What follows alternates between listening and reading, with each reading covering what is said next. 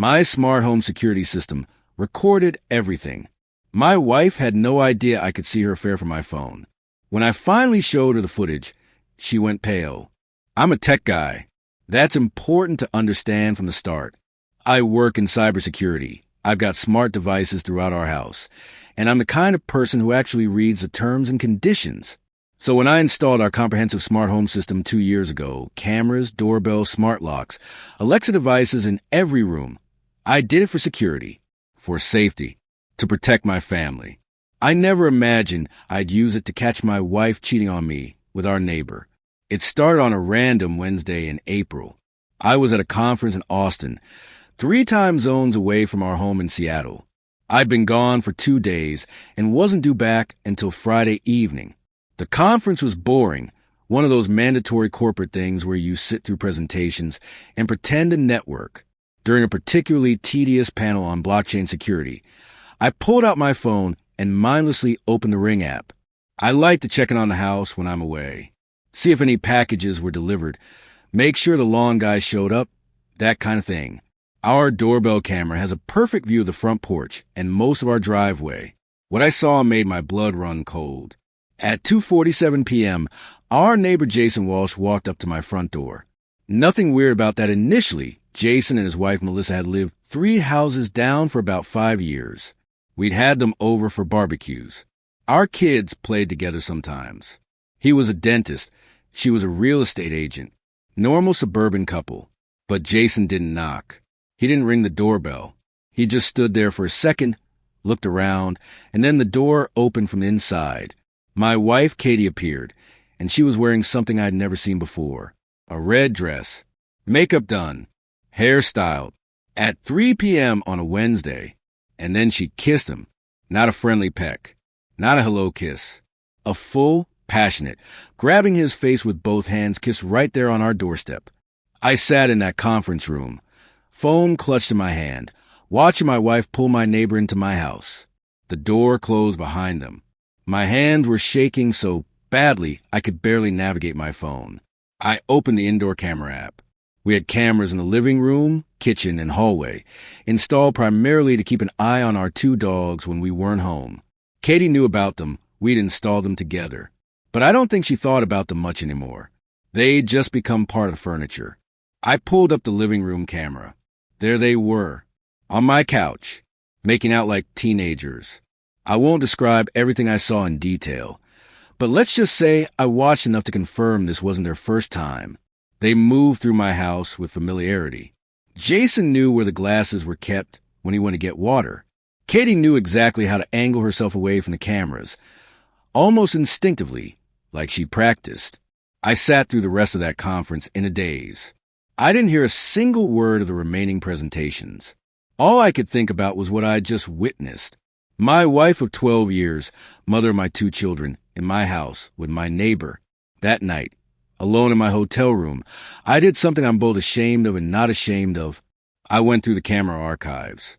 Our system saves footage for 60 days before automatically deleting it. I found their first time on camera. It was 6 weeks ago, early March. I'd been at work, the kids at school. Jason had come over at 1 p.m. and left at 3:30 p.m. They'd been careful, mostly staying in camera blind spots, but not careful enough. I could see enough. I counted 14 separate occasions over those 6 weeks. Always on weekdays. Always when I was at work or traveling. Always when the kids were at school. They had it down to a science. The worst part wasn't even watching them together. The worst part was watching Katie afterward. She'd fix her hair, straighten her clothes, and then go about her day like nothing had happened. She'd pick up the kids from school, make dinner, greet me with a kiss when I got home. All while I could see in the timestamp that just hours earlier, she'd been in bed with another man. I flew home on Friday as scheduled. Katie picked me up from the airport with the kids, Emma, age 9, and Jake, age 7. They hugged me, told me about their week. Katie kissed me and asked how the conference was. Enlightening, I said, and she had no idea. I didn't confront her. Not yet. If 12 years in cybersecurity has taught me anything, it's that information is power. I needed to know everything before I made a move. That weekend, While Katie took the kids to soccer games and playdates, I reviewed more footage. I expanded my search to include the Alexa recordings. A lot of people don't realize that Alexa, unless you specifically disable it, keeps recordings of everything it hears. It's for improving service and voice recognition. It's also a perfect surveillance tool. I found hours of conversations. Jason and Katie talking about their feelings, their relationship, how much they cared about each other, but also logistical conversations, planning when to meet, discussing close calls, and most damningly, talking about their spouses. Does David suspect anything? Jason's voice, tinny through the Alexa speaker recording. No, he's clueless. He's always working or on his laptop. I don't think he'd notice if I left. Katie's laugh. What about Melissa? She's been suspicious lately. I think we need to be more careful at your place. But David's house is safe. He trusts those cameras for security, but he never actually checks them. It's perfect. Wrong, Katie. So fucking wrong. I found text too. Katie had gotten sloppy with her phone. We have a family computer in the study, and she'd been backing up her phone to it. I accessed the backup and found thousands of messages between her and Jason. They went back 7 months. 7 months. Half a year. This wasn't some brief affair or moment of weakness. This was a sustained relationship. The messages were explicit, sexual, but also emotional. They talked about falling in love, about how they wished they'd met before they married other people, about fantasies of running away together. In one message, Jason wrote, I'm going to leave Melissa. I can't keep pretending. I want to be with you. Katie's response, soon. Let me figure out how to handle things with David. He can't find out like this. I need to plan it right, so I don't lose the kids. There it was. She was planning to leave me, and her main concern wasn't breaking my heart. It was making sure she kept custody of our children, so she could play house with Jason. I made copies of everything, backed it up to 3 separate cloud accounts, downloaded videos, saved texts, recorded audio files. I created a detailed timeline in a spreadsheet, date, time, duration, nature of interaction, evidence available. I also started checking our finances, joint bank accounts, credit cards, everything. I found irregular cash withdrawals from Katie's account, usually $50 to $100 at a time, always on days when Jason came over.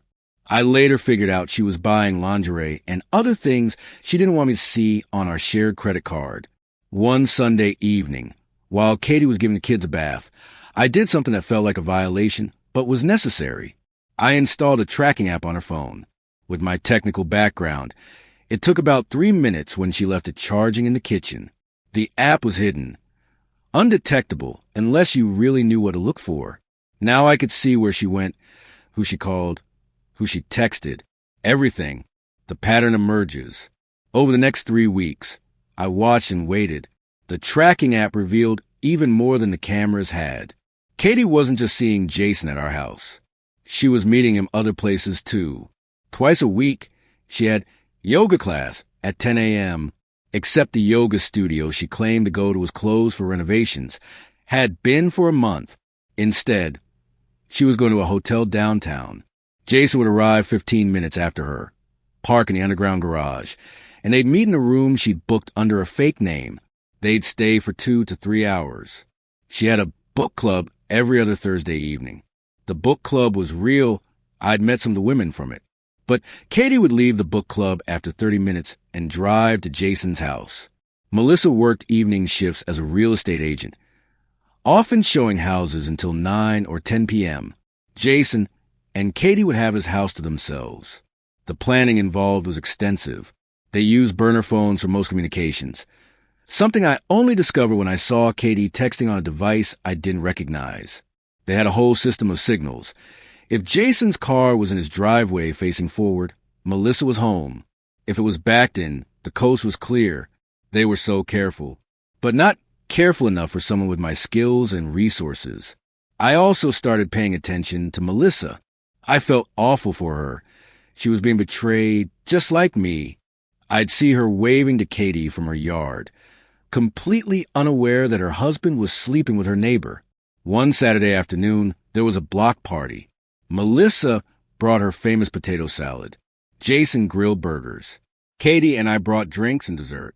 And we all stood around, smiling and chatting like we were one big happy neighborhood. I watched Jason and Katie carefully that day. They were good actors. They barely interacted, didn't look at each other too long, maintained appropriate distance. To anyone watching, they were just neighbors, casual acquaintances. But I saw the little things. The way Jason's eyes followed Katie when he thought no one was looking. The way Katie found excuses to walk past him. At one point, I saw them both go inside different houses to use the bathroom at the same time. They were gone for 8 minutes. I checked my phone. Sure enough, Jason's garage camera, which I'd hacked into a week before, showed them in his garage, pressed against his car, kissing frantically for those 8 stolen minutes. The audacity, the sheer fucking audacity of it all. That night, Katie and I made love. She initiated it, actually was enthusiastic and engaged. Afterward, she fell asleep with her head on my chest, and I lay there staring at the ceiling, wondering how she could compartmentalize so completely, how she could be intimate with me just hours after being intimate with him. I didn't sleep that night. I just planned. Week 4 of my investigation, I decided to give Katie a chance to come clean. Not because I thought I'd forgive her, but because I needed to know if she had any conscience left at all. I told her I'd been feeling disconnected from her lately, that I wanted us to reconnect. I suggested a weekend away. Just the 2 of us. My parents could watch the kids. I'd love that, she said, smiling. We'd need some couple time. We booked a bed and breakfast 2 hours away. The entire drive there, I waited for her to tell me, to admit something was wrong, to confess. She didn't. Instead, she held my hand and talked about how nice it was to get away, how she'd been stressed lately, and this was just what she needed. At dinner that night, I tried again. Katie, is there anything you want to tell me? Anything you need to talk about? She looked confused. Like, what? I don't know. Just, if there was anything bothering you, or if you were unhappy, I'd want you to tell me. We can work through anything together. She reached across the table and squeezed my hand. I'm not unhappy, honey. I love you. I love our life. Everything's fine. She looked me right in the eyes and lied, without hesitation, without guilt, without any sign of remorse. That's when I knew for certain that this marriage was over. It wasn't just about the affair anymore. It was about who she'd become. Someone who could lie to my face without flinching. Someone I didn't recognize. We spent that weekend playing at being a happy couple. We went hiking, had nice dinners, made love in our expensive hotel room. Katie seemed relaxed and happy. I checked my phone periodically, monitoring the tracking app. While we were having our romantic weekend, Jason was texting her burner phone. Miss you. Can't wait until you're back. Melissa's getting suspicious. We need to be more careful. Katie responded when I was in the shower. Miss you too. Only one more day. Love you. Love you. She told him she loved him.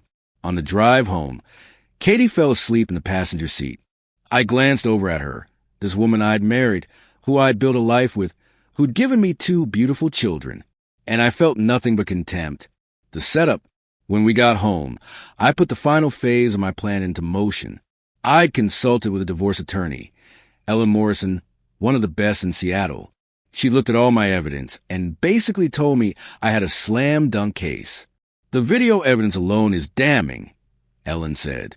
Add in the messages, the financial evidence, the timeline you've created. She's not going to have a leg to stand on. You'll get primary custody of the house and favorable asset division. I want to record the confrontation. I told Ellen.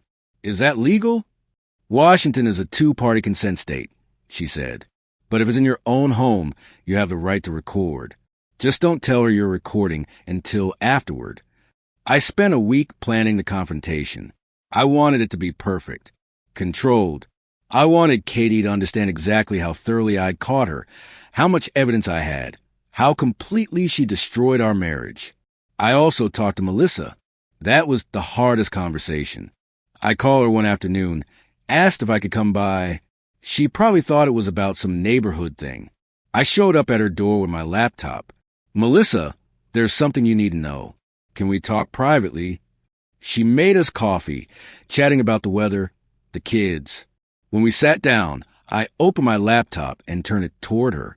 I need to show you something, and I'm sorry, but there's no easy way to do this. I played her one of the videos. Just 30 seconds of it, but it was enough. Her face went white, then red, then white again. How long? She whispered. 7 months. Maybe longer. That's just as far back as I have evidence. She started crying. I let her. When she finally composed herself, she asked, "What are you going to do?" "I'm filing for divorce. I wanted you to know first because you deserve to know, and because I think you should consider doing the same. I need to think. I understand. But Melissa, they're planning to leave us. I have texts. They're just trying to figure out how to do it without losing their kids." She nodded slowly, tears streaming down her face. "Thank you for telling me. I suspected something, but I thought I was being paranoid. You weren't paranoid, and I'm sorry I didn't tell you sooner. I needed to gather evidence first." She hugged me when I left, and we both cried on her doorstep. 2 people who'd been betrayed by the 2 people who were supposed to love us most. The confrontation. I chose a Tuesday. The kids were at school, wouldn't be home until 3:30 p.m. Katie didn't have yoga. That day, she was home. I'd taken the day off work, told my boss I had a family emergency, which wasn't a lie. I came home at 10 a.m. Katie was surprised to see me. "Hey, what are you doing home?" "We need to talk," I said. "Living room. Now." Something in my voice made her nervous. "Is everything okay? Did something happen?" "Sit down, Katie." She sat on the couch, our couch, where I'd watched it with Jason dozens of times on camera. I stood in front of her, phone in hand, with my laptop set up on the coffee table. "I know about Jason," I said simply. The blood drained from her face. "What? Jason? Don't lie to me. Not anymore. I know everything." "David, I don't know what you think." I held up my phone and played one of the doorbell camera videos. Katie watching Jason walk up to our door. Katie kissing him. Katie pulling him inside. Her hand flew to her mouth. "Oh my God! Oh, there's more." I pulled up video after video. Inside cameras. Different dates. Different locations. Her face got paler with each one. "How long have you been watching?" she whispered.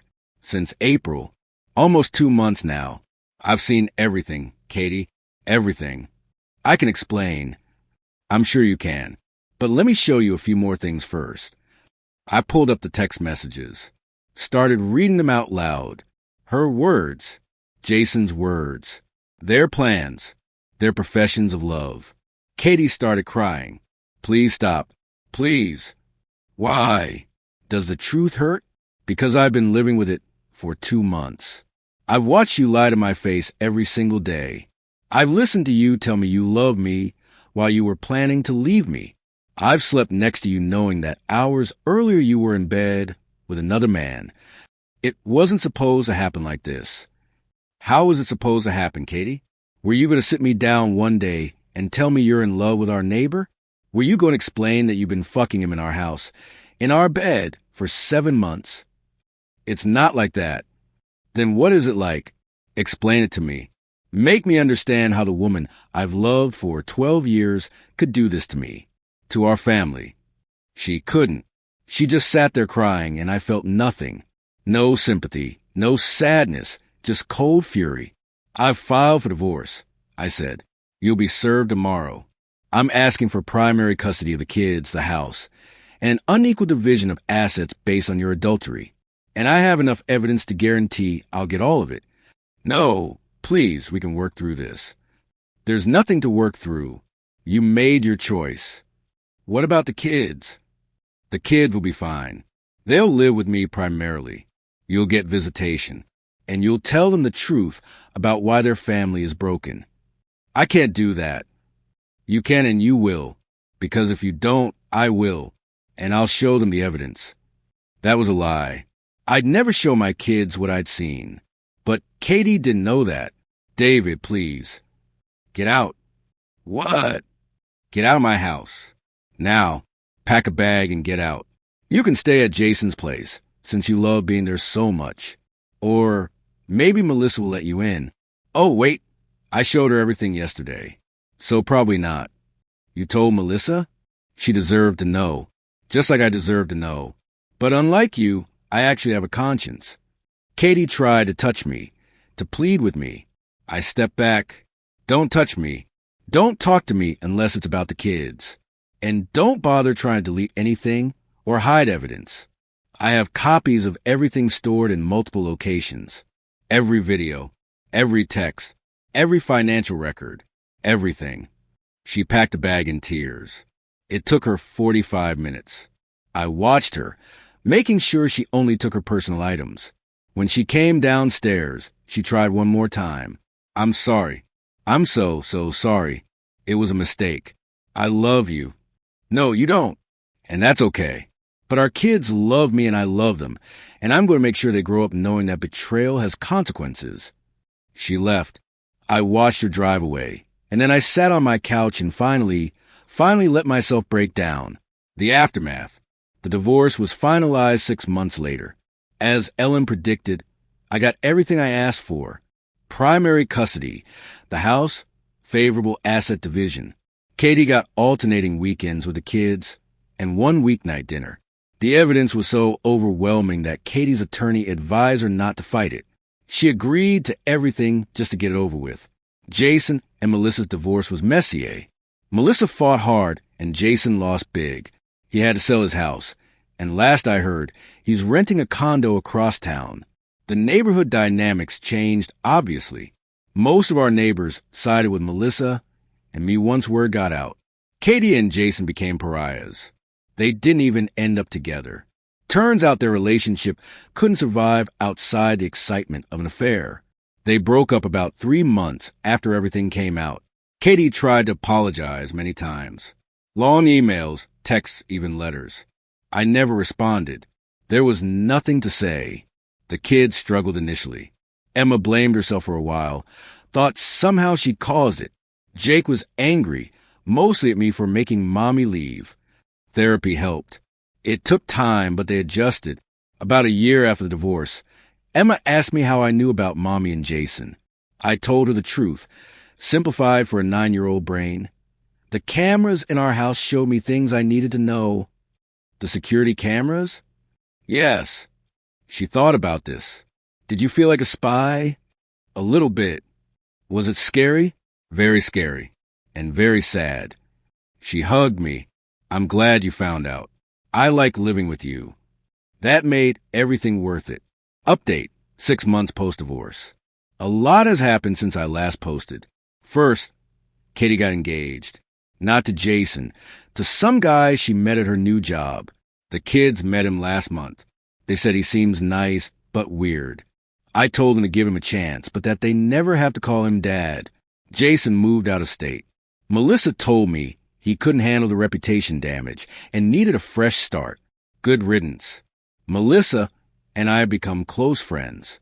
Not romantic, just friends who understand what the other went through. Our kids have play dates regularly. She's thinking about moving to a new neighborhood for a fresh start, and I don't blame her. The kids are doing great.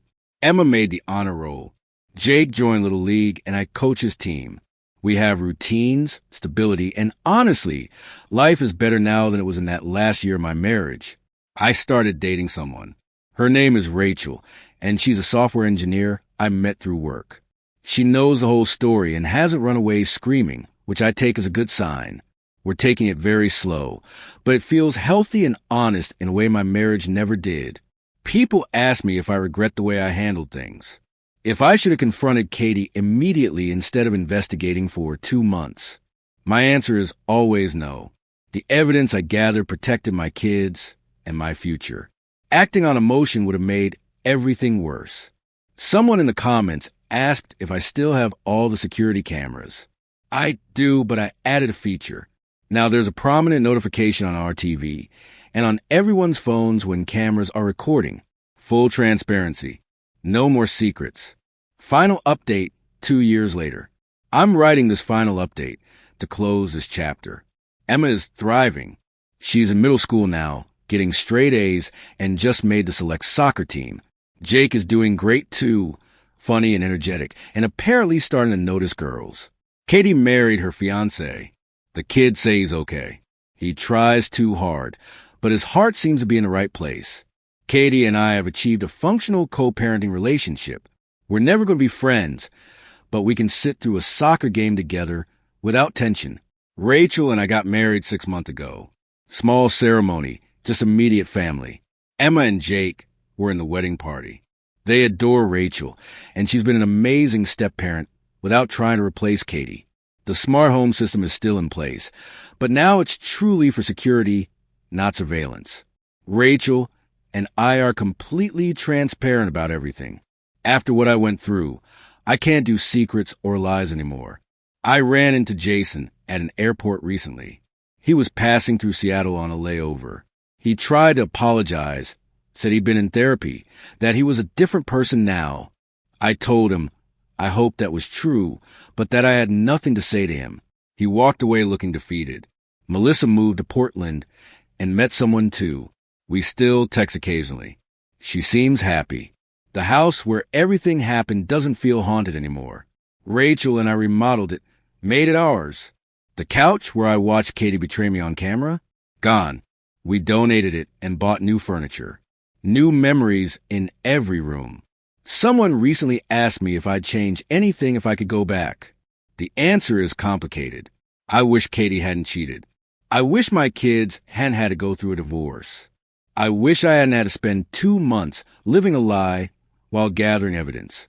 But I wouldn't change how I handled it once I knew. The methodical approach saved me. It protected my kids. It gave me the evidence I needed to build a better life. And that's what this is now. A better life. Not the life I planned, but one that's honest and real and built on trust. To everyone going through something similar, document everything. Protect yourself. Don't act on emotion. And know that you can survive betrayal and build something better on the other side. This is my last update. Time to focus on the future instead of the past. To the tech guys out there, trust your systems, but also trust your instincts. Sometimes the cameras show you exactly what you need to see, even when you wish they didn't. Good luck, everyone. Be smart, be strong, and never settle for less than you deserve.